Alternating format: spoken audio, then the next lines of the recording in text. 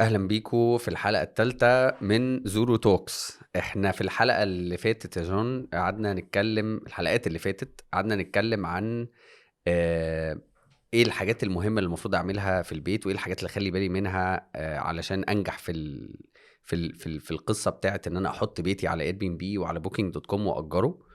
وفي اول حلقه اتكلمنا عن الانترودكشن العام يعني. النهارده عايزين نركز بقى اكتر على التسعير، واحنا كنا اتكلمنا اخر مره في اخر جزء من الحلقه عن التسعير واهميته. بس المره دي او الحلقه دي انا عايز اركز اكتر ايه اللي انا محتاج اعمله في موضوع التسعير ده، وايه الحاجات هي اللي الحلقة دي حصلت. هتبقى مفيدة لناس كتير جدا جدا لان ده على مختلف مستويات التعليم ومختلف الأماكن اللي في مصر. متهيألي الحلقة دي هتكون مفيدة جدا. جدا جدا. قول لي قصة او حاجة حصلت في ليها دعوة بموضوع التسعير ده، انت شايف انها ممكن توصل للناس اللي بتتفرج علينا اهمية الموضوع بتاع التسعير ده. مم. في وحدة كانت معانا، لا أنا فاكر كويس، مم. وحدة كانت باك فيو يونت في مم. الجونة. مم. الوحدة دي فيها انتيرير باك فيو مظبوط، قصدك انها ما بتبصش مش على لا شايفة لا بحر بول ولا ولا بول بحر ولا اي حاجة؟ خالص، اوكي. وكمان ما فيهاش ترس، هي شباك. اوكي. مفيش ترس. مم. فيها انتيرير مظبوط، فيها تصوير مظبوط، وفيها ان احنا كنا بنستخدم الذكاء الاصطناعي في التسعير، اللي هو بيتابع الاسعار بتاعت السوق كويس وعارف امتى يعلي وامتى يوطي. ففي حد من الملاك هناك، من اصدقائي يعني، بيدير بيته الشخصي وهو عايش في الجونة، مم. وعارف امتى يعلي السعر وامتى يوطي السعر. بيته بول اند سي فيو بترس، يعني دي وان بدروم ودي وان بدروم، دي خلفي مش شايفه لا بول ولا بحر وازاز مفيش ترس، ودي شايفه البول وراه البحر وترس، وفيها يعني البلكونه جميله جدا والفيو بتاعها تحفه والانتيرير بتاعه فوق الممتاز برضو. كل طبعا. العوامل الباقيه تقريبا سيم والتصوير كويس جدا، وعارف امتى يعلي السعر ويوطي السعر. مم.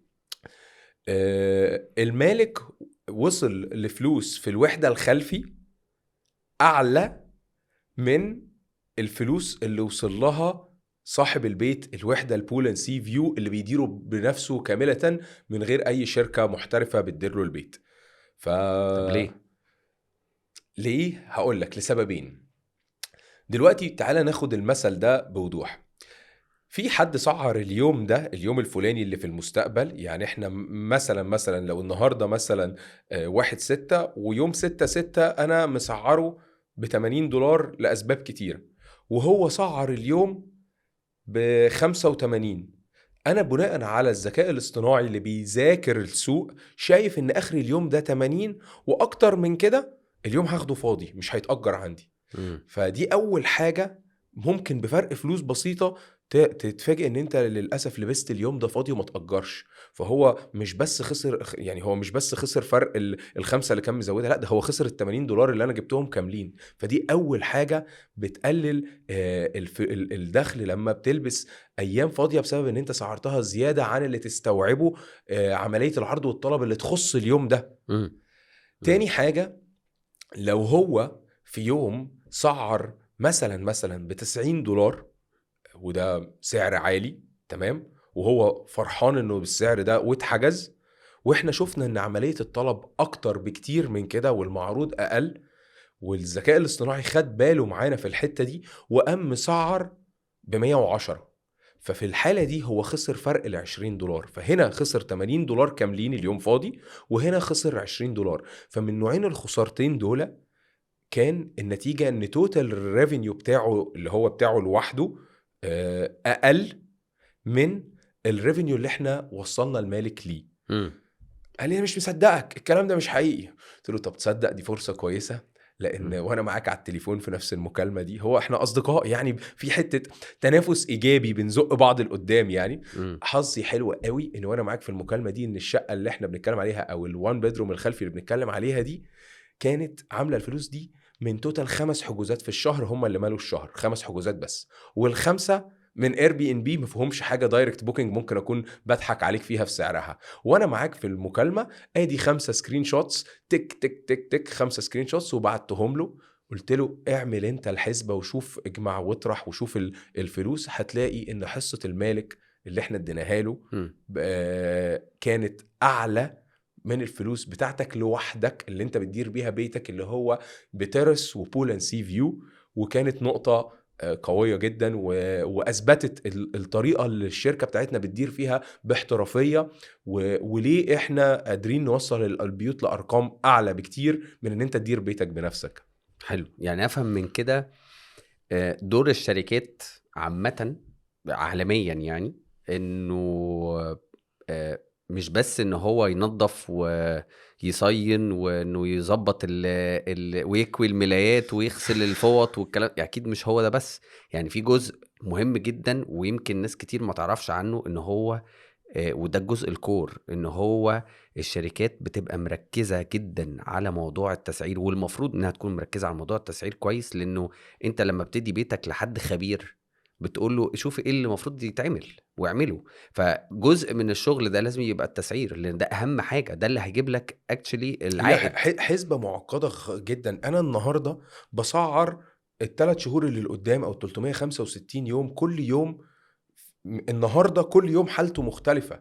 يعني امم. بكرة في نسبة طلب قد ايه واللي معروض فاضل فيه قد ايه، طبعا. واليوم اللي بعده نفس الكلام، واليوم اللي بعده. فانا النهارده عندي 365 حالة لازم تدرس عشان اعرف في ال 365 يوم بس طبعا يعني احنا معظم الوقت بنشتغل 3 شهور قدام بس، فانت عندك ال 90 يوم دول مهمين جدا. النهارده لازم كل يوم تكون عارف معروض قد ايه، معروض قد ايه، اللي فاضل في الماركت قد ايه معروض، وعمليه الطلب قد ايه عشان تعرف تحطه تداريه الماكسيمم بوسيبل ريت اللي يتأجر بيه. يعني صح. يعني ما انت ممكن حط $500، مين هيأجر من عندك ب صح. $500؟ صح. انت بسعر فوق لوحدك وهتلبس الايام دي فاضيه.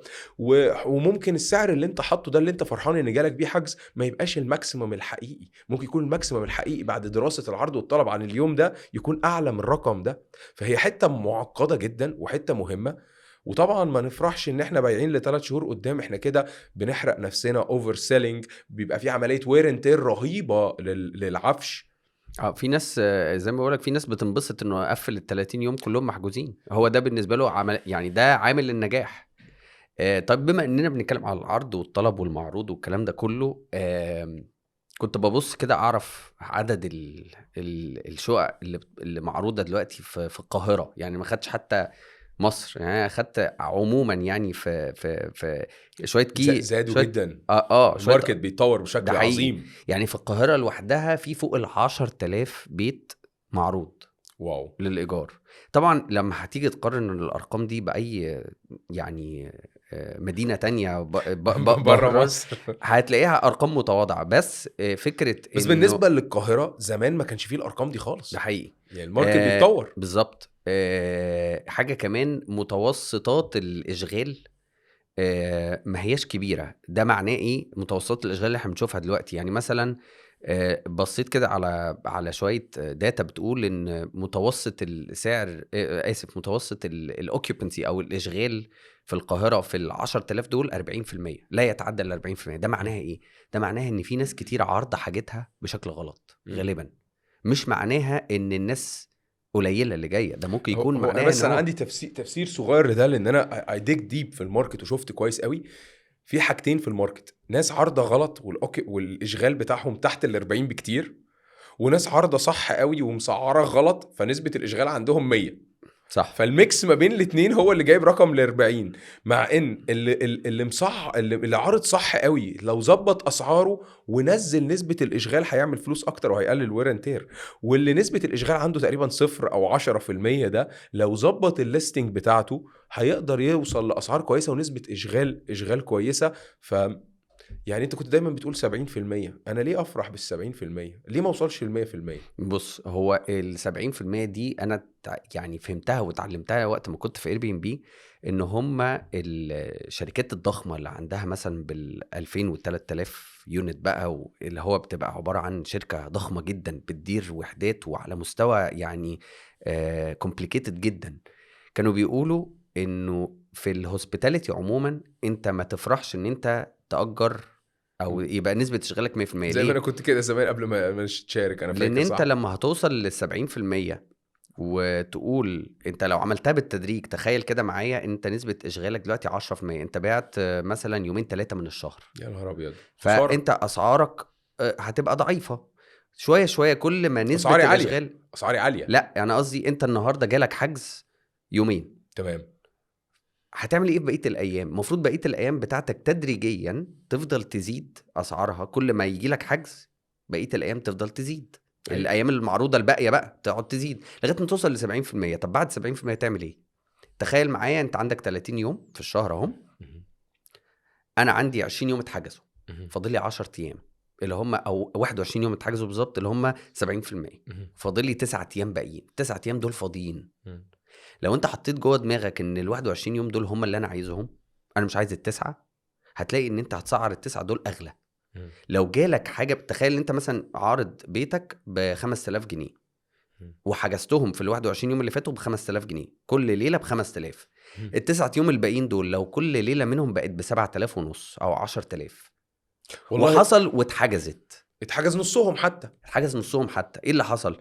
انت زودت، انت خليت الليله بليلتين في أيوة. الريفنيو. ليله ونص مظبوط. فانت ده بيسموه بريميوم، مهم. يعني انا ببيع ال 30% الباقيه بتاعتي بريميوم. لو نصهم اتباعوا بمره ونص احسن ما يتباعوا كلهم بنفس السعر، لان انا اديت نفس للبيت حتى اخش اصينه، يبقى عندي بالظبط وقت اصينه وجبت نفس الفلوس. بالظبط فمش دايما ان انا بايع 100% دي احسن حاجه، يعني ان انا تارجت 70% اكيد هيبقى فيها تسعير مظبوط، وان انا اتارجت ان انا ابقى بايع لشهر. فكرتني برضو بقصه، برضو انا شفتها في الماركت في وسط البلد في ميدان التحرير.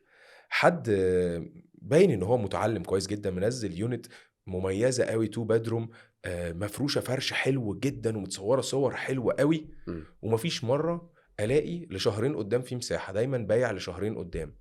وبتكلم في حد باين ان هو ويل educated، فصعبان عليا، ببقى عايز اوصل له واقول له انت ممكن تبيع باكتر من كده وتعمل فلوس اكتر وتعمل فلوس اكتر، ومن غير ما تبهدل العفش وما تديش نفس للبيت يريح، او تيم الصيانه يلحق يخش ينظف ويصين. في حاجات كتير مش هيلحقوا يعملوها في الساعتين اللي ما بين التشيك ان والتشيك اوت، صح وهيأند اب بفلوس اكتر. صح. هو بيبقى فيه خوف كده، في اطمئنان لما بتبيع لقدام، يعني بيبقى فيه نوع من انواع الارتياح. وفي كمان حته مهمه قوي، ان حتى الفنادق بتعمل كده، يعني بلاش شركات الطيران.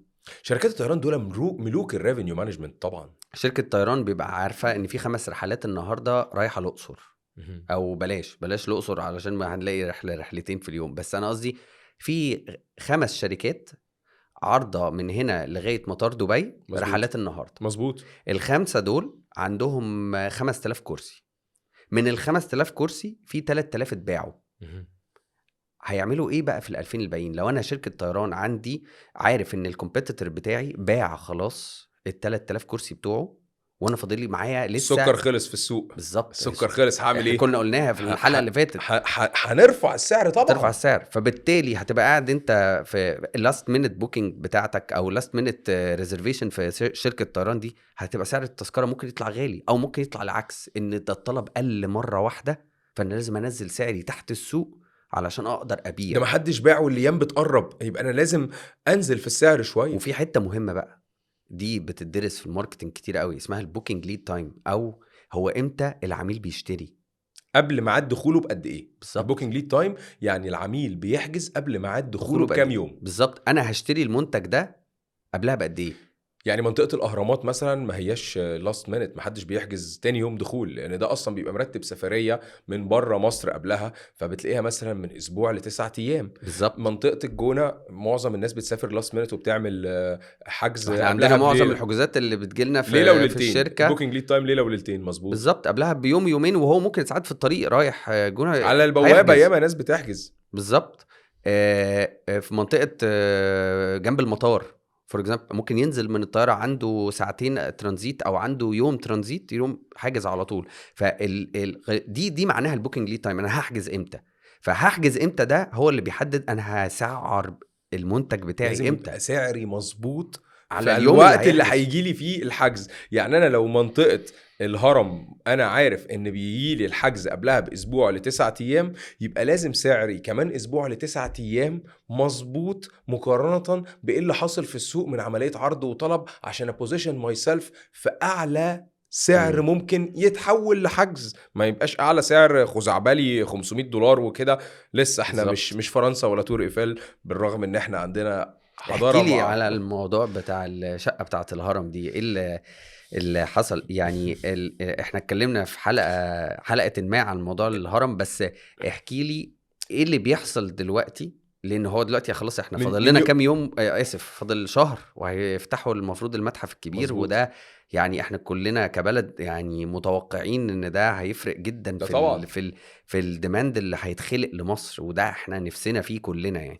بس احكي لي ايه اللي بيحصل دلوقتي في منطقة الأهرامات.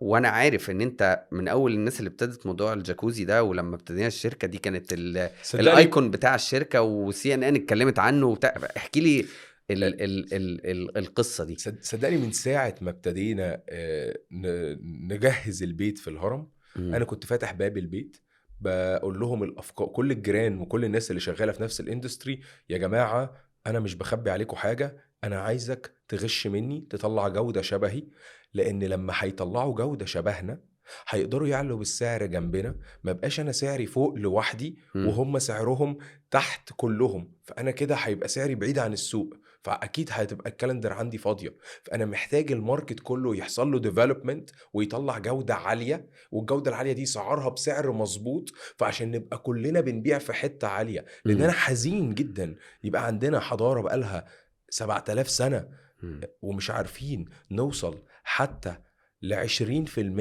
من السعر بتاع الليالي بتاعة الحضارة، اللي زي مثلا فرنسا على تور ايفل، تبقى داخل شقة بالعافية، داخل بشنطتك وشافط بطنك وضيقة جدا وبصعوبة، والنايت ريت كام عشان بس لمحة تور ايفل فروم سايد؟ 500 يورو. مم. احنا في منطقة الهرم يعني مش كل الناس بتوصل $100 حتى يعني. طب تفتكر ليه؟ عشان الناس مش عارفة إن هي ممكن تعلى بالرقم، ولا علشان اسباب المعروض مختلفه كتير؟ او اسباب مختلفه، لا مش قصه المعروض كتير، مم. الطلب عالي، والمشكله الاساسيه في حتتين. اولا ان الناس مش مجهزه البيت صح، لسه في ناس حاطه ملايات الوان، مش قادر يوصل للتراست بتاع الجست. يعني عمل الجاكوزي بالفيو على الهرم وممتاز، حاطط بس فوطة خضراء. طب ما هو ده بيخوف الجست، مم. فان هم فرشين غلط. مم. انا كنت دايما بقول لكل جراني بليز كوبي مي، انا عايزك تعمل جاكوزي على الفيو، انا عايزك ما تعملش الوميتال باللي هو ليه فواصل ويجرح الفيو، هات الالوميتال الازاز الساده اللي ممكن يكون اغلى شويه، لان ده هيوصلك لفلوس اكتر.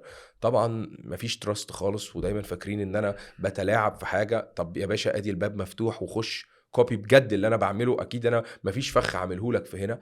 ابتدوا يتحركوا، ابتدى يبقى فيه وحدات كتيره في منطقه الهرم السيت اب ده. بالسيت اب ده، مم. بالجاكوزي على فيو الاهرامات.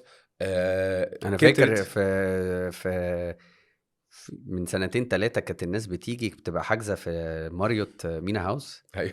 كانوا بييجوا يقعدوا قاعدين مثلا حاجزين ليله في الماريوت مينا هاوس مثلا ب $220 $250. كان وقتها سعر الليله في الهرم في الحاجات اللي بنديرها كانت تقريبا يمكن نص السعر ده او اكتر شويه، كانت 150 او حاجه زي كده. بس انا اللي فاكره كانت الناس بتسيب ماريوت مينا هاوس الماريوت مينا هاوس علشان يجوا ياخدوا اللقطة الصوره بتاعت اللي هيحطها على السوشيال ميديا والانستجرام، ان هو ان هو قاعد في قاعد في الجاكوزي الجاكوزي وراه الفيو 3 اهرامات بيرفكتلي الاين وده طبعا. تقريبا اللي كان خلى سي ان ان ان هم يجوا يتكلموا معانا في حتة هو ايش معنى البيت ده، او البيوت اللي هي بالشكل ده، البيت اللي احنا بنديره ده بس للاسف الارقام اللي انت بتقولها 150 دي مش قادرين نوصل لها تاني، مش قادرين نوصل لان لها لان كتروا، واللي بالظبط. كتروا مش قادرين يفهموا تسعير، وفرحانين ان هم دايما بايعين لشهرين وثلاثه قدام بارقام $30 و$40 ما تتسواش بالفيو اللي انت بتبيعه ده. انت صح. انت تقدر تعلى اكتر من كده ليه؟ فرحان انك بايع لشهرين ثلاثه؟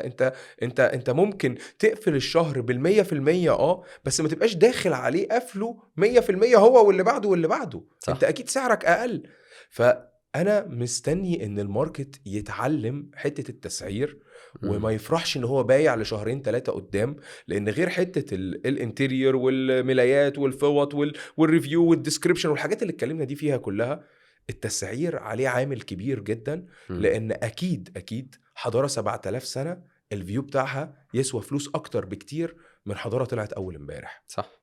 صح. جدا. وفي هو برضو، وفي ناس كتير شاطره جدا في السياحه وفي الاستضافه وفي لا الهوستنج. الماركت اتطور، في ناس مقدمه كواليتي كتير حلو، انا ما اقدرش اقول ان ده مش بجنرالايز، لا في بالعكس. ناس مقدمه كواليتي حلو بملايات بيضه بفوط وفي ناس شغاله كويس، وفي ناس كمان بتسعر كويس، بس اللي بيسعروا صح اقليه. ولما يكون الاقليه بتسعر صح مش هتتحكم في متوسط سعر السوق، لازم الاغلبيه او نسبه تتعدى ال 50% تبقى ناس بتسعر صح، علشان سعر السوق نتحكم فيه يكون يتوازى بنص سعر حضاره اول امبارح. مش لازم، بالرغم ان احنا معانا حضاره بقالها 7000 سنه، مش لازم نوصل لسعر اعلى، مع ان ده لوجيكلي سبيكينج انت عندك فيو على حدث اثري ما اتكررش تاني في العالم، اكيد السعر عليه يوصل لسعر اعلى. صح. يا ريت نوصل لنص سعر الحضاره اللي طالعه سنه 1800 وشويه، ودي حاجه تفرحني ان احنا نتطور للمرحله دي يعني.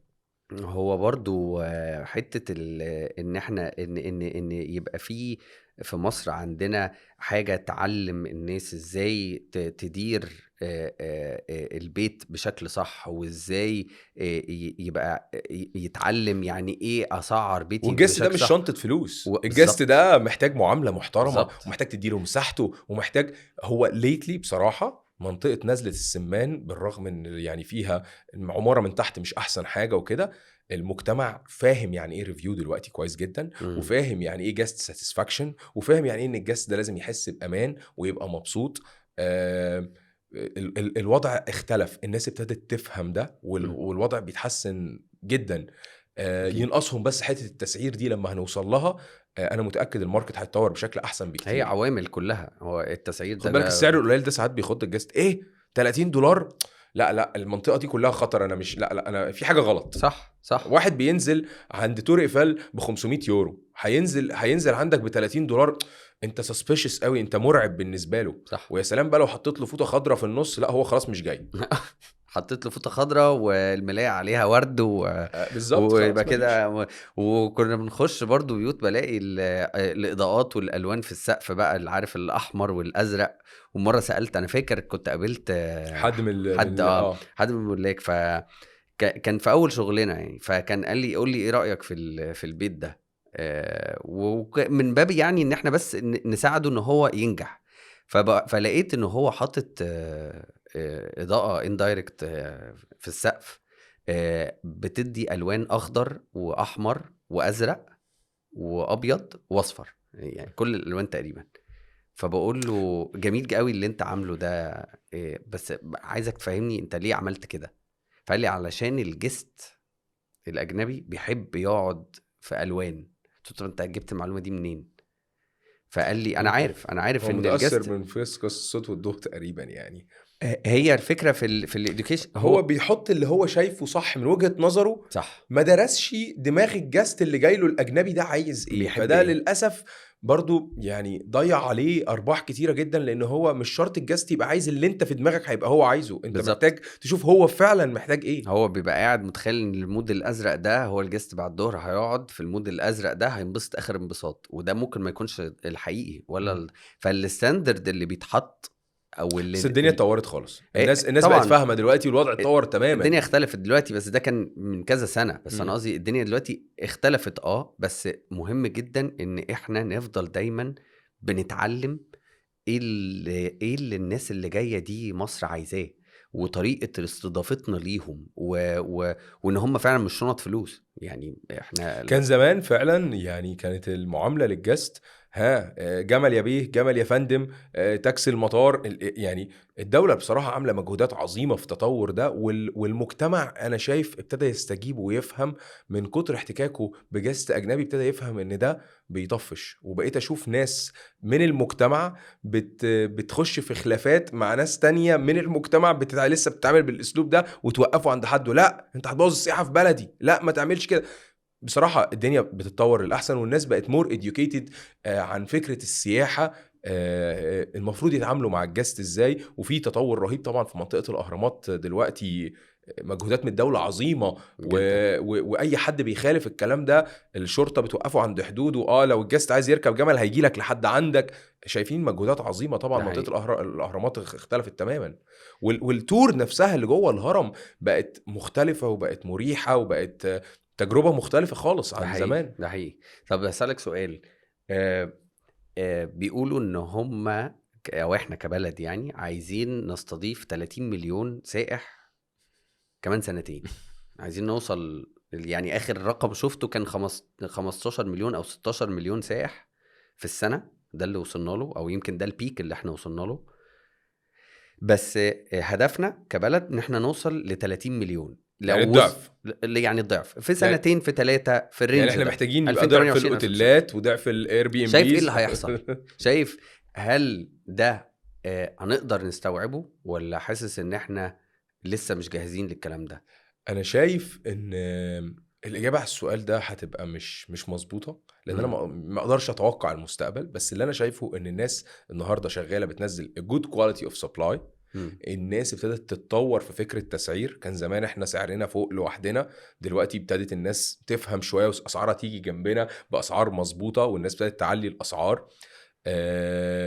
شايف ان في مجهودات رهيبة من الافراد على ان هم ينزلوا وحداتهم على اير بي ام بي وعلى بوكينج دوت كوم في حتت مختلفة، مش في نزلة السمان عند الاهرامات وبس، مم. وفي ميدان التحرير وفي التجمع وفي شيراتون وفي المعادي. لا، الماركت بيتطور طبعا. ده حقيقي.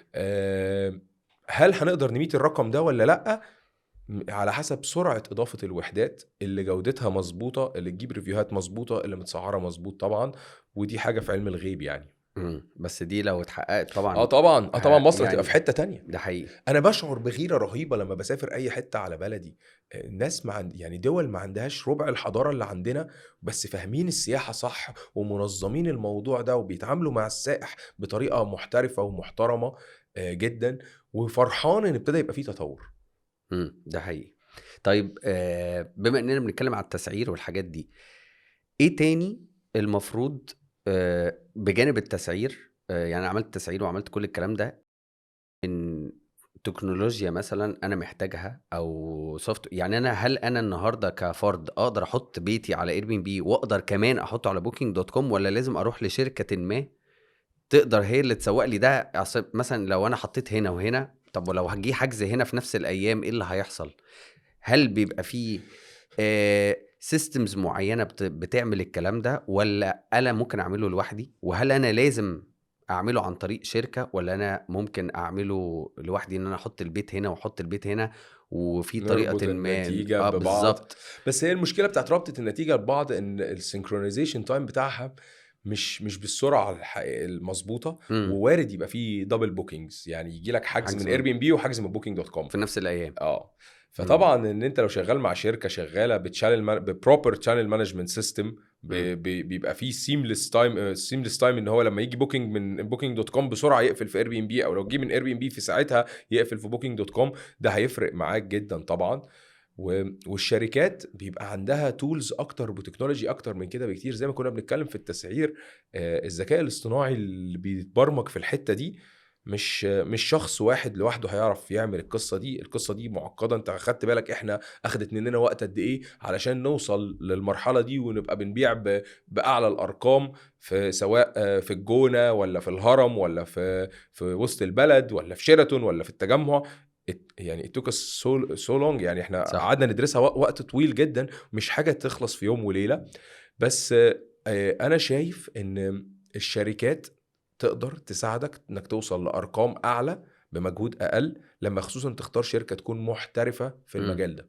امم أم، لما انت بتقول شركة محترفة، طب انا النهاردة هقيم الشركة المحترفة دي بيزد على ايه؟ ده ما سؤال هو جامد قوي ده. ده يعني انا، ما هي اصل دي نقطة مهمة، خصوصا انا كشخص انا مش عارف انا المفروض اقيم الشركة بناء على ايه. بس انا عارف مثلا انه مهم جدا ان الشركة دي تكون بتشتغل على اير بي ام بي وعلى بوكينج دوت كوم، دي اهم لان دول حاجه، دي رقم واحد. اه لان دول زي ما انت قلت في 90%. 90% من الحجوزات. وهم يعني تايكونز حاجه فيري هيوج.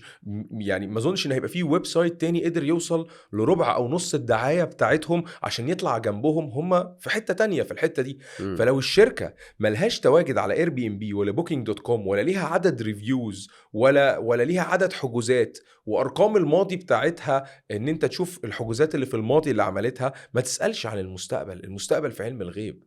ممكن اديك وعود، اسهل حاجه ابقى شركه يعني مش ناجحه ان انا اقعد اديك وعود ان انا اعمل لك البحر طحينه وفي المستقبل هجيب لك $5000 في الشهر وارقام، وفي الاخر ممكن ما يحصلش. اللي فعلا يقيم لك الشركه تواجدها على اير بي ان بي وعلى بوكينج دوت كوم من حيث عدد الوحدات على التو بلاتفورمز دول، وكل الوحدات اللي نازلين عليهم ريفيوهات قد ايه، والوحدات دي ظاهره بشكل عامل ازاي.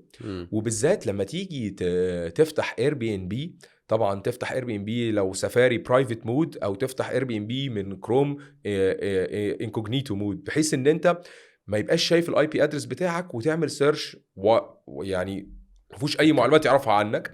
فانت لما تيجي تحط مثلا منطقه الجونه على اير بي ان بي بالطريقه دي، شركات مين بتطلع لك في الاول؟ تيجي تحط منطقه الهرم، شركات مين بتطلع لك في الاول؟ اللي هيطلع في الاول هو اكيد بيتعامل مع الجوريزم اير بي ام بي وبوكينج دوت كوم بطريقه ذكيه كفايه ان يوصل الوحده لحجوزات اكتر. لان بصراحه الالجوريزم بتاع اير بي ام بي معقد جدا. يعني لما بيلاقي شقه بيحصل عليها فيوز وسعرها عالي وما بيتحولش الحجز، بيقوم راميها في اخر الليسته. فلما الوحده تكون متسعره بارقام عاليه بتتحجز، بيطلعها فوق في الليسته. فده برضو فاكتور يقيس قوه الشركه على الشانلز الاهم، هي وحداتها بتطلع في انهي صفحه لما بعمل سيرش من غير ما يبقى فيه اي بي تراكنج، اللي هو انكوجنيتو مود او برايفت مود لو سفاري. اوكي فيبقى لازم الشركه مبدئيا تكون بتشتغل على التو بلاتفورمز دول، اهم بلاتفورمز. ومفيش مانع ان هي تكون بتشتغل على ويب سايتس تانية كمان. حلو، زياده الخير خيرين ان تبقى شغاله على ويب سايتس تانية، زياده الخير خيرين، ولكن ده خير زياده وليس الاصل. الاصل اللي هو اقوى حجوزات في العالم، ده مش كلامنا احنا. يعني الناس تدور تشوف لو لقوا تشانل تانية اقوى من اير بي ام بي او بوكينج دوت كوم يروحوا لها، بس مفيش اقوى منهم. في معلومه بتقول ان كل دقيقه في 200 حجز بيحصلوا على اير بي ام بي كل دقيقه، فده رقم ضخم طبعا. تايكونز يعني حاجه ضخمه في الاندستري دي. ده حقيقي. طيب نتنقل على قصه ليها دعوه بالاوتوميشن شويه. النهارده انا اتعاملت مع الشركه دي والشركه دي عجباني وحاسس انها بتسعر مظبوط وكل الكلام ده. ايه تاني اخد بالي منه؟ يعني انا النهارده مش عايز اوجع دماغي انا بان انا اقعد افرش البيت واجره واعمل كل الكلام ده. ابص على ايه تاني مهم محتاج ان انا اركز فيه وانا بختار الشركه دي؟ هل مثلا عقدي معاهم عامل ازاي، ولا هل انت بتطرح نقط قويه جدا. يعني ما هو اصل النهارده مش انا ما عنديش وقت انا عندي شغلي وما عنديش وقت ان انا اقعد اعمل لك اللي انت بتقوله ده، وعندي بيت كويس وعندي كل حاجه، بس انا عايز اتعامل مع حد هو اللي ليد، وعايز ابقى مطمن برضو من الحته دي. انا مش عايز بدي بيتي لحد انا مش ضامنه، او ممكن يضحك عليا. ما هو ممكن يأجر البيت من ورايا. احنا اتسالنا في الحته دي كتير. ما هو انت ممكن تأجر، يعني ممكن أجر البيت من وراك تمام وما ادلكش فلوسه.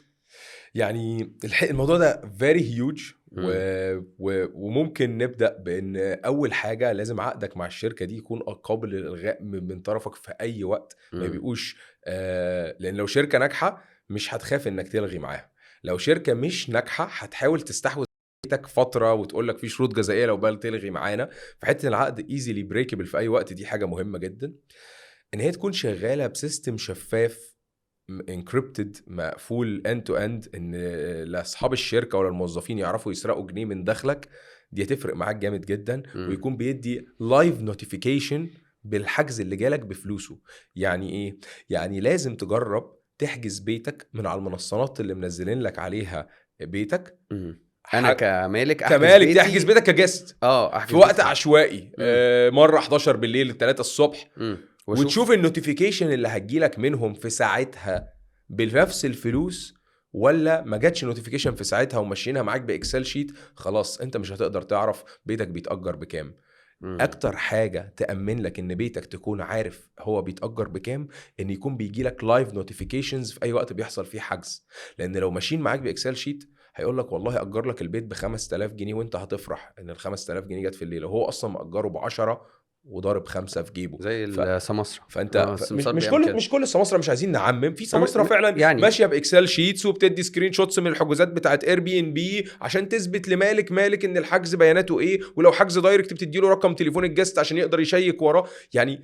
بس طبعا نسبه كبيره من السماسره ما بتحبش تعرض الارقام دي علشان تقدر يبقى عندها مساحه سرقه من دخل جاي لك كبيره. م- فان انت يبقى معاك سيستم انكريبتد ومقفول من ناحيتين، وفي ساعتها بيجي لك نوتيفيكيشن، ده يعني حاجه مهمه جدا جدا، وهي اللي هتضمن لك. ولازم تريتستد، لازم تجرب تحجز بيتك من اير بي ام بي او بوكينج دوت كوم في وقت عشوائي وتشوف جالك النوتيفيكيشن فعلا بالفلوس اللي انت حجزت بيها والدنيا واضحه ومفيش حاجه ممكن تقع ولا لا. م. والشركات شغاله بسيستمز معروفه وسيستمز عالميه، سواء سيستمز فرنساوي او امريكي. في سيستمز القصة قويه دي معروفه قصة يعني في كبيرة الحته دي. جدا. القصة التكنولوجي دي يعني واسعة جدا وفيها لعيبة كتير. اخر بقى حاجه، اخر حاجتين طبعا ريفيوهاتهم والجست بيقول ايه فيهم والكلام ده كله كشركه، م. واليلد الفلوس اللي جابوها في الاخر كام. صح. يعني في شركات بتاخد 20%، في شركات بتاخد 30%، 10%. وفي شركات بتاخد 50%. م. مش مهم النسبه كام، المهم انت بيجيلك فلوس كام. م. يعني مش اهم حاجه انك العائد على اللي انا يعني الناس عملته ده. بتشغل دماغها دايما انا عايز شركه تكون بتشتغل ب5 او 10% بس عشان اخد اكبر عائد. طب ما ممكن تبقى شركه بتاخد 5 او 10 من رقم اصلا ضعيف، فانت في الاخر بتندب مع بيلد اقل او بفلوس اقل بكتير. وفي شركه تانية ممكن تكون بتاخد 50% او حاجه زي كده، بس بتسيب لك الفلوس اللي جايه لك رقم كبير، لان هي الرقم اللي بتبيع بيه طول الشهر رقم ضخم. فمش اهم حاجه النسبه على قد ما اهم حاجه الشركه بتوصلك ليلد كام. صح. واقوى سؤال مهم. تساله لهم، مش هتوصلوني على ليلد كام في المستقبل، انتوا في الشقه المماثله لشقتي او اللي جنب شقتي دي اللي انتوا بتديروها، لو شركه كبيره وعندها شقق في حتت مختلفه يعني، م. جبتوا دخل كام للمالك، وصلتوا المالك لدخل كام. لان اللي في ايديهم ويقدروا يتكلموا عليه بوضوح الارقام اللي حصلت في الماضي ويقدروا يثبتوها في الماضي. لكن الارقام اللي في المستقبل، افرض جت كورونا تاني، انت فاكر واحنا شغالين م. في الاول بعد ما الكورونا جت الدنيا وقفت ازاي قبل ما نطلع الجونه؟ كانت يعني كان ممكن نقفل، صح. لان الدنيا وقفت خالص. فالمستقبل فاكر. ده في ايد ربنا، مش صح. مش صح. مش محدش يقدر يكنترول. صح. صح. صح. فاللي الترافل يكلمك على ترندز. المستقبل ويقول لك هجيب لك او يعمل البحر طحينه، ما اظنش ان ده اللي تقدر تتراستهم. اللي يكلمك عن الماضي ويقول لك عملنا ارقام كذا وتعالى اثبت لك وادي الحجوزات اهي، ولو عايز اجيب لك سكرين شوتس من الحجوزات اللي حصلت على اير بي ام بي، ده اللي بيدي المصداقيه، لان ده الحقيقه.